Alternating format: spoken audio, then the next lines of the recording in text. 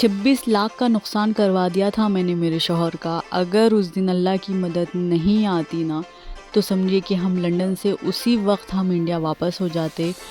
बस थोड़ा सा सब्र और अल्लाह पर पूरा यकीन और अल्लाह का एक ज़िक्र मेरी ज़बान पर था, जिसकी वजह से मेरे साथ ये मौजज़ा हो गया और मेरी ज़िंदगी में ये सारी खुशियाँ आ गई। तो वीडियो लास्ट तक ज़रूर देखना। अस्सलाम वालेकुम everyone, welcome back to my channel ज़िंदगी गुलजार है। तो आज इस वीडियो में ना मैं अपनी ज़िंदगी का एक और सच्चा वाक़या आप सबके साथ शेयर करने वाली हूँ। और आज की वीडियो में आप सबको इस बात का यकीन हो जाएगा कि जब अल्लाह की मदद आती है ना, तो बंदा कैसी कैसी मुसीबतों से ऐसे चुटकियों में बाहर निकलता है। आज इस वीडियो के बाद आपको समझ में आ जाएगा, तो वीडियो लास्ट तक ज़रूर देखना, स्किप बिल्कुल भी मत करना, क्योंकि पूरे वीडियो में मेरी कहानी छुपी हुई है। तो स्किप मत करना और वीडियो लास्ट तक देखना। और जो लोग पहली बार मेरे चैनल पे आए हैं, प्लीज़ सब्सक्राइब करना, लाइक करना, कमेंट में ज़रूर बताना कैसा लगा। और जो मेरे ऑलरेडी सब्सक्राइबर्स हैं, प्लीज़ मेरी बहनों लाइक ज़रूर करना। मुझे हज़ारों लोग देखते हैं मगर कमेंट सिर्फ लाइक्स मुझे सिर्फ गिनती के आते हैं। प्लीज़ लाइक भी करना और अच्छा लगा तो वीडियो सबके साथ शेयर भी करना। तो चलिए वीडियो स्टार्ट करते हैं।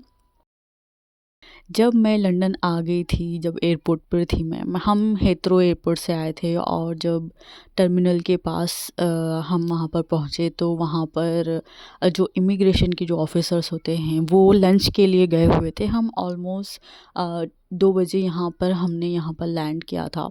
तो सब सब एक साथ, पता नहीं अजीब हो गया था, सब एक साथ लंच पर चले गए थे, कोई ऑफिसर नहीं था और हज़ारों के लोग, समझिए कि इतनी इतनी भीड़ लगी हुई है और इतनी लंबी लाइन लगी हुई थी ना। ऑलमोस्ट हम लोग 100-200 लोगों के पीछे खड़े हुए थे। तो इसमें ना एक तो हमारा जो बैगेज होता है, जो हैंड बैगेज होता है, वो हमारे साथ था। और मैं 2 महीने की प्रेग्नेंट थी और मुझे पता नहीं था कि मैं प्रेग्नेंट हूँ। अबीहा को लेकर मैं प्रेग्नेंट थी और मुझे पता नहीं था। और 10 घंटे का लंबा चौड़ा सफ़र, और इस सफ़र से पहले की जो थकान होती है, पैकिंग, सारी चीज़ें जो होती है ना, कि अब अरे हम दूसरी कंट्री जा रहे हैं भाई, तो कितनी सारी चीज़ें होती है। तो कम से कम 1 हफ़्ते की थकान लेकर 10 घंटे का लंबा सफ़र, और ना उसमें सही खाना पीना, ना कुछ भी, क्या नहीं। तो ये सारी चीज़ों की थकान, और उज़ैर 3 महीने के थे और माशाल्लाह उस वक्त उज़ैर का वज़न भी अच्छा ख़ासा था। तो इतनी सारी चीज़ें थी मेरे साथ। तो अब हमें वो 200 लोगों को क्रॉस करना था और हमें लाइन में खड़े होना था। अब देखिए, हमारा नंबर आए आए तक 4 बज चुके थे। जो 2 बजे हम यहाँ पर लैंड हुए थे, तो 4 बजे ऑलमोस्ट 4 सवा 4 को हमारा नंबर आया था। और ये 2 घंटे में क्या हो गया था कि अब मुझे प्यास लग गई, अब मुझे पानी पानी पीना है, अब मुझे भूख लग रही थी, अब मुझसे ठहरा नहीं जा रहा था। तो खड़े खड़े हमने सारी चीज़ें कर ली, पानी भी पी लिया, थोड़े से स्नैक्स भी खा लिए। इसके बाद भी एक प्रेग्नेंट जो एक औरत होती है, आप सब समझ सकती हैं औरतें कि उसका क्या हाल होता है। तो बहुत मुश्किल हुआ था और उज़े मेरे हाथ में थे। और मैं सोच रही थी कि अल्लाह ने आते आते ही ऐसी मुसीबत क्यों डाल दी मेरे ऊपर, मतलब इतनी थकान, ऊपर से ये इतनी बड़ी परेशानी क्यों हो गई, क्यों हुआ है ये, मुझे क्यों इतना ठहरना पड़ रहा है, क्यों ऐसे ही होता है क्या। और ये हर बार नहीं होता, ये पहली बार हुआ था वहाँ पर कि एकदम से सारे ऑफिसर्स गायब थे। तो मैं जो करी थी ना उस वक्त, कि चलो थोड़ा सा सब्र कर लेते हैं, अल्लाह की जो भी मर्ज़ी हो, अल्लाह ने यहाँ तक पहुँचा दिया, ठीक है। तो मैं उस वक्त ना एक चीज़ पढ़ रही थी, ला हौला वला कुव्वता इल्ला बिल्लाहिल अलियुल अज़ीम। ये मैंने उस वक्त, वो 2 घंटे में मैंने पढ़ा है। और मैंने अपने आप को ये यकीन दिलाते हुए, जो मेरी थकान थी ना, उस थकान को मैंने ये कहा कि नहीं, ये अल्लाह की मर्ज़ी है, नहीं, ये जो भी हो रहा है ये मेरे भले के लिए होगा। अल्लाह जो मुझे इंतज़ार करा रहे हैं, शायद ये मेरे अच्छे के लिए होगा।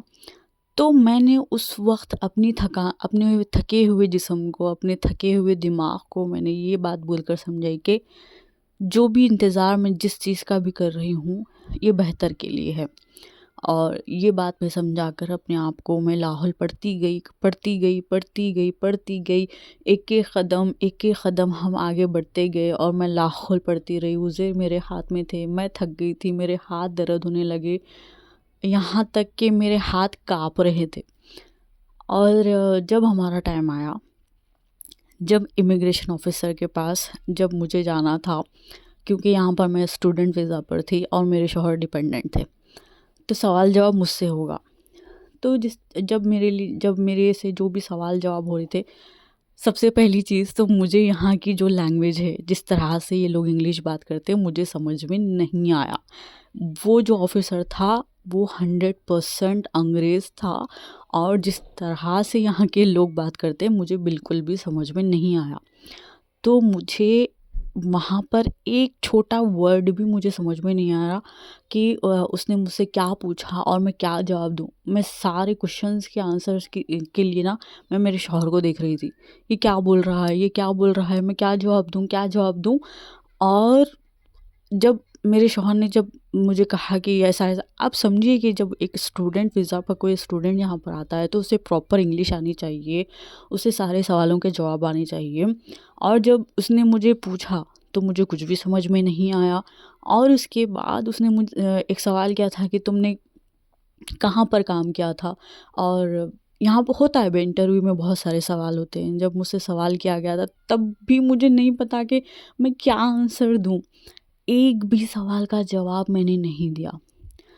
اگر کوئی اسٹوڈنٹ ویزا پر یہاں آیا اور امیگریشن پر اگر اس نے صحیح سے جواب نہیں دیے نا، سمجھیے کہ وہ ایئرپورٹ سے ہی اسے واپس گھر بھیج دیتے ہیں. پتہ ہے آپ سب کو، اتنی بڑی مصیبت میں تھے ہم سب، اتنی بڑی مصیبت. میں گھر واپس جا سکتی تھی، ہم انڈیا واپس جا سکتے تھے، وہاں سے وہاں ہی مجھے وہ پلٹا کر گھر بھیج دے سکتا ہے کہ جا، تجھے یہاں پر ہی انگلش سمجھ میں نہیں آئی، آگے جا کر تو کیا کرے گی. مگر پتہ نہیں اللہ تعالیٰ نے اس کے دل میں کیا ڈال دیا، میرے کسی بھی سوال کا جواب نہ دینے پر بھی اس نے مجھے آگے جانے کے لیے کہہ دیا. اور جس طرح سے میرے ہسبینڈ نے جس طرح سے وہ گیٹ ہم نے پاس کیا نا، جیسا ہم نے اندر چلے گئے، ہم انٹر ہو گئے، مجھے ڈر لگ رہا تھا، پتہ نہیں کیا ہوگا، وہ پلٹ کر مجھے بلائے گا، کیا کرے گا. میرے ہسبینڈ اتنے ڈرے ہوئے تھے، میرے ہسبینڈ تو پسینہ ہو گئے تھے، اتنا ڈر رہے تھے. اب مجھے پتہ ہی نہیں کہ کیا ہو گیا. تو جیسا ہم ایئرپورٹ کے اندر سے مطلب باہر ایسا نکل گئے ہم، میرے ہسبینڈ کو میں نے پوچھا، مجھ سے اتنی بڑی غلطی ہوگی، اب کیا ہوگا. تو انہوں نے کہا کہ اسرا، آپ کوئی نہیں روک سکتا ہمیں لنڈن میں رہنے سے، اسرا کے ساتھ اللہ کا ساتھ نہ ہو ایسا ہو ہی نہیں سکتا، چلو ہم اب لنڈن میں آ گئے. اس وقت نا مجھے 1-1.5 گھنٹے تک مجھے سمجھ میں نہیں آیا کہ کیا سے کیا ہو سکتا تھا اور کیا ہو گیا. ہم نے یہ بات کو ہم نے کچھ مہینوں تک ہم نے ڈسکس کیا کہ سب کے ساتھ یہ بات شیئر کی کہ اسرا نے یہ کیا.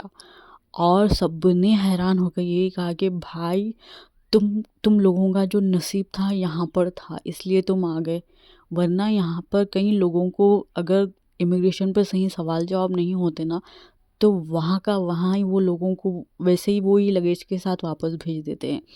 تو یہاں پر نا یہ ایک ایسا ہے نا اپنے اللہ پر یقین رکھنے کا. اور جب کوئی مصیبت میں ہوتے ہیں، اور شاید وہ مصیبت آنے والی تھی اور مجھے پتہ بھی نہیں تھا کہ کتنی بڑی مصیبت تھی، تب میں نے انجانی میں ہی اللہ پر یقین کیا. چھوٹی چیز میں نے اللہ پر یقین کیا کہ یہ تھوڑا سا انتظار، یہ تھوڑی سی محنت، یہ تھوڑی سی تکلیف اللہ کی طرف سے ہے، اس کے بعد اللہ مجھے راحت دیں گے، خوشی دیں گے، سب کچھ ٹھیک ہوگا. جو میں نے چھوٹی سی چیز میں اپنے آپ کو جو سمجھایا تھا نا، اور اس کے ساتھ ساتھ جو اللہ کا ذکر کیا میں نے، شاید یہی چیز تھی، یہ 2 چیزیں تھی جو مجھے آنے والی بڑی مصیبت سے نکال دیا تھا مجھے. اور کہیں نہ کہیں یہ چیزیں میری زندگی میں بہت اہمیت رکھتی ہے. تو میں یہی کہتی ہوں کہ اللہ پر ہمیشہ پورا یقین. صرف یقین ایک ایسی چیز ہے نا، جو جب بندہ اللہ پر پورے یقین کے ساتھ دعائیں کرتا ہے، اللہ کی مدد مانگتا ہے نا، اسی وقت معجزے ہوتے ہیں. اور یاد رکھنا ہمیشہ آپ یہ بات کہ اللہ صرف یہی چاہتا ہے کہ میرا بندہ پوری طرح سے میرے اوپر یقین رکھے اور وہ بے فکر ہو جائے، ٹھیک ہے؟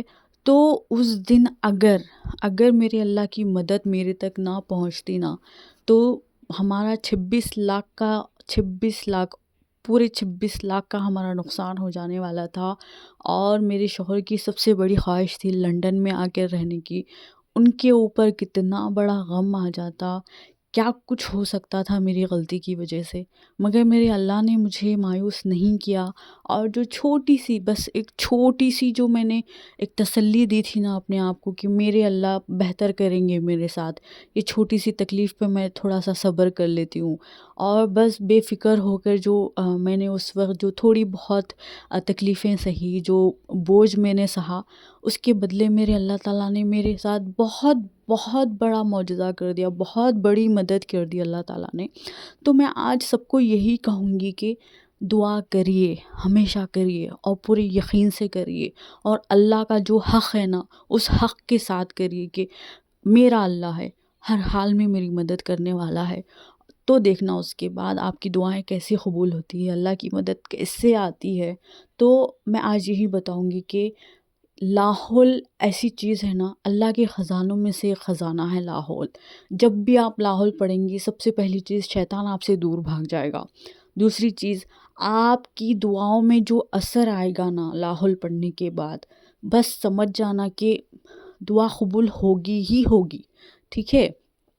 تو آج میں کہوں گی کہ لاحول بھی پڑھنا شروع کریے، اور ہر حال میں پڑھنا شروع کریے لاحول۔ انشاءاللہ سب کی دعائیں قبول ہوں گی، انشاءاللہ اللہ تعالیٰ سب کی جھولیاں بھریں گے، چاہے وہ دعا کتنی بھی مشکل کیوں نہ لگتی ہو، چاہے وہ کام کتنا بھی ناممکن کیوں نہ لگتا ہو، آپ دعا کریے، اللہ پر پورا یقین رکھیے، اللہ کی وہ ساری چیزوں کا پوری طرح سے استعمال کریے، جو چیزیں اللہ تعالیٰ نے ہمارے لیے بنائی ہے نا، کہ یہ پڑھو، نمازیں پڑھو، قرآن پڑھو، وظیفے پڑھو، سب پڑھو، اللہ سے دعا کرو، یقین کے ساتھ کرو۔